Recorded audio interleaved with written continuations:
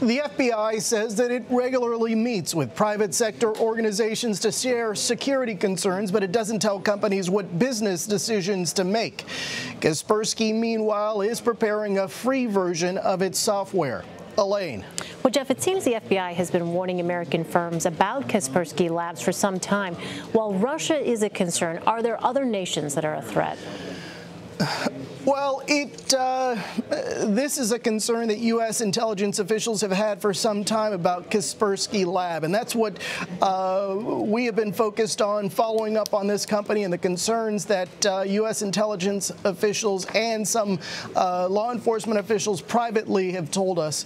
But this is a company that is, as we noted in our report, is used in computers worldwide. According to its figures, 400 million customers use this company. And it is alleged by U.S. intelligence officials, both current and former, that this is a company that has these ties to the Russian government. Of course, Eugene Kaspersky, the founder of the company, vigorously denies this, but those concerns persist. And we heard it again today from this cyber czar who essentially sent a warning out to consumers out there. And that, Elaine, is what's different here.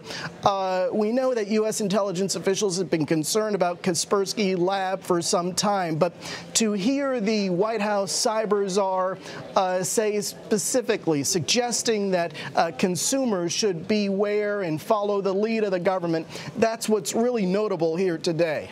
Well, Jeff, the FBI has reportedly been focusing its warnings on the energy sector following the crippling of Ukraine's power grid last year. Are there other sectors that are of concern? And do you get a sense of how vulnerable U.S. infrastructure is to a similar attack?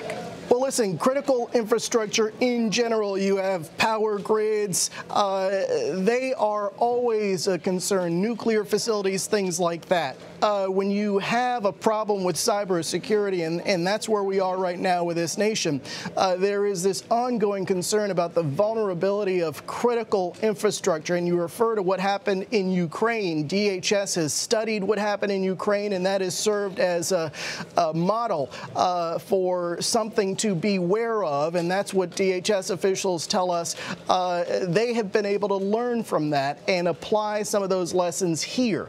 But this is an ongoing battle protecting against these hackers who are targeting targeting critical infrastructure. It is an ongoing battle, and we learned today, according to the White House cyber czar, this country is about 300,000 people short in terms of the forces, if you will, that they need, or the country needs, to defend against cyber attacks. So that was notable also, that he had that specific number in his head and he talked to us about it. That was something that we hadn't heard before. Yeah, interesting. Well, a moment ago you mentioned CEO Eugene Kaspersky. He said that he's willing to testify before Congress and has even offered up the company's source code to clear the company's name. Do you have a sense as to why he hasn't been taken up on that offer? Well, that's a good question, and we'll have to follow up with members of Congress on that. He has been saying for some time now that he is willing to testify, and he's essentially saying to U.S. officials, put up or shut up. And so we will see if he ever comes to testify. He has granted interviews, didn't grant us an interview today for this story. They did give us a statement. But he has adamantly denied these accusations over and over again. So we'll have to see if he shows up on Capitol Hill. All right, Jeff Pegues in Washington for us. Jeff, thanks very much. My pleasure.